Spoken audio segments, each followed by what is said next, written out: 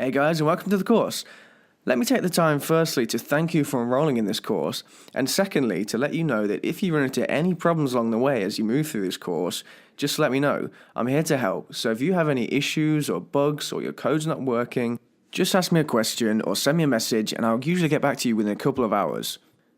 It's also worth noting that this is not an introduction to HTML course, and all I mean by that is while we do go over the basics, particularly at the start of the course, we don't go over them in the same amount of detail as you would find in an introduction to programming course. Okay, so all that means is if you've never programmed before, just ask me some questions if you need some more explanations. I'll be happy to spend as much time as you need going through things with you. And the very last thing before we get started with this is just when you feel the time is right, if you could leave this course a positive review, I'd really appreciate it, because as instructors, the positive reviews are all we have to go off. So I'm really thankful for all the positive reviews I get. Okay, well, I've said everything I need to say. Let's get started. So we're going to get started now. The first lecture is the most boring one. We just have to set up our web server and our text editor. This is the only time in the course you'll have to actually download things and set things up. So just bear with me through this video, and after that we'll be on to the good stuff, okay? So the first thing we're going to install is Sublime Text, and this is just a text editor, and you're free to use any text editor you want if you have a favorite in mind. Maybe you just like using the Notepad. You can use any text editor you want, but this is a very typical programming text editor, particularly for HTML. So this is a very good one to go with. So if you just Google Sublime Text and click on the first link, it'll take you to this website, and you can just click download. I'm on a Mac, so it's for OS X, but it's available on all operating systems, so you have no problems with that. So I've already downloaded it, so I'm not going to click save, but the setup's pretty simple, so I won't need to run you through that. So this is what Sublime Text looks like. At the moment, it just looks like a blank screen. There's not much to it. It just allows you to type code, and that's really all you need to know. It's a really simple thing, okay? So the next thing we're going to install is our web server, and the web server just allows us to test our code locally without having to buy hosting or anything.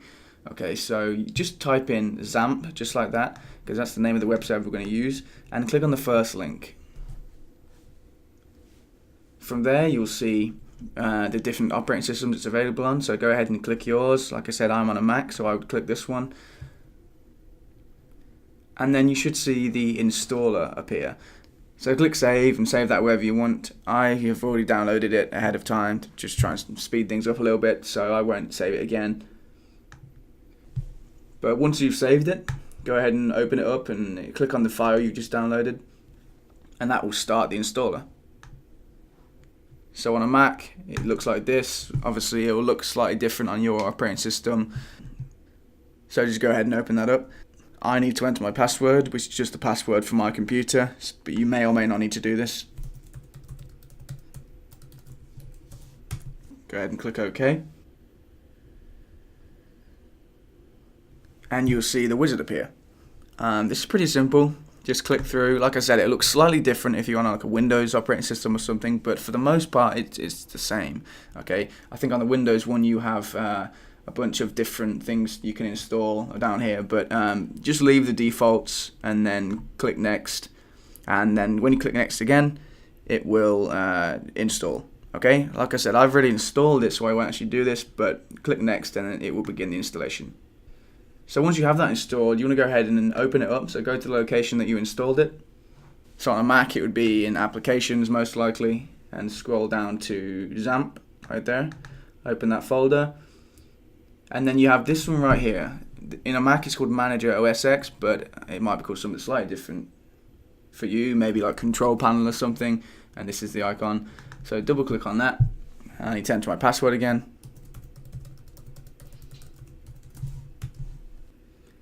And then you'll see it's opened. Here we go.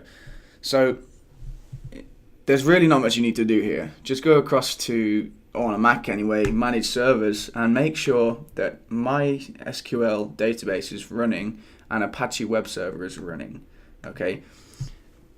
On a Windows computer, if I remember correctly, there's a couple more options here. You have like FileZilla, Mercury, Tomcat, but all you need to do is make sure Apache is running and the MySQL database is running. Okay, so just Apache and MySQL. Everything else you could ignore.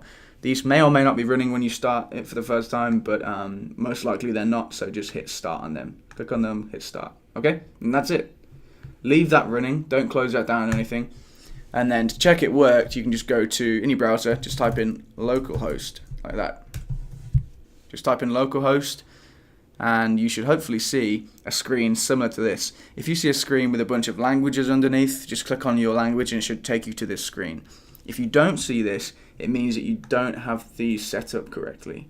Okay, but just by having them running, you should see this. And that's it. That's all there is to it. That's all the installation you'll need to do throughout this whole course. So we're going to write a very quick test page now to make sure that works. So open up Sublime Text, which is that text editor you just downloaded. Go ahead and save that. And we're going to save that to the location that you installed your web server to. So go to wherever you just saved XAMPP to. So in my case, applications, XAMPP, and htdocs is the folder you want. htdocs is where all your web pages are going to go. Okay, because when you type in localhost, it takes you to this folder. Okay, so localhost is just a shortcut to this folder. So you're going to create a new website in this folder. So inside the htdocs folder, I'm going to click new folder and give a name for your project. I'm going to call it Slotify, like that, Slotify, and click create. So I've got quite a bunch of websites in here, but you can see the Slotify website I've just created. And then we're going to save this file in there as index.php. Okay, this is your first PHP file. Click save, and the good thing about Sublime is it can autocomplete for you as you're typing. But we can just type in HTML and click tab, and it will fill in the structure of a basic HTML page. Okay, and to check it worked, we're just going to put hello right there. Save that, make sure you save it. Go back to your web browser, type in localhost, that, and then slash whatever your folder was called for your website. So I called it Slotify. Okay, hit enter, and you should see hello, which is what we had in here. If you see that, you know it works. And as a very, very brief introduction to HTML for those that are absolute beginners, the body section right here is where all your content is going to go for your website. The head section between these two is where you're going to say what JavaScript files to include or what CSS files, which are your styling files. And inside this title tag right here, we can say welcome to Slotify or whatever you want to put, and you'll see that that appears in the tab right here. Right there. Okay, so whatever you type in the title tag appears here. So that was just a very quick introduction to the HTML structure for those absolute beginners out there. And that's it. So in this lesson we installed our text editor, our web server, and we wrote a little test page, and we know it works. Remember, if you have any problems at all with this, just write me a message. I'll usually respond within a couple of hours. So that's it. That's actually all the installation you'll need to do throughout this whole course. So you've made it through the boring part, now onto the good stuff.